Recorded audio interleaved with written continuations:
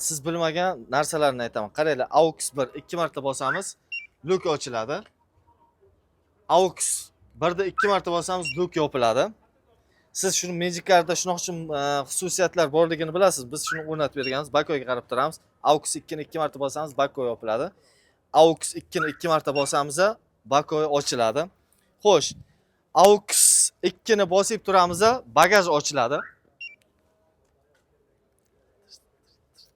Yoqishni bosyapmiz. AUX 2 mashina yoqadi. Mashinani zavod qildi. Va albatta AUX 2 ni bosib turamiz, yana mashina o'chadi. Buni bilasizlar. Xo'sh, AUX 1 ni bosib turamiz, bagajni ochadi. Agar sizga Magic Card haqida yana qanaqadir ma'lumotlar bo'lsa, savol beraverasizlar kommentariya. Ha, aytgancha, sizda shunaqa Magic Card bo'lsa, siznikini ham sinab ko'ring ha. Sizniki ham shu funksiyalarni qiladimi? Misol uchun, bakoyni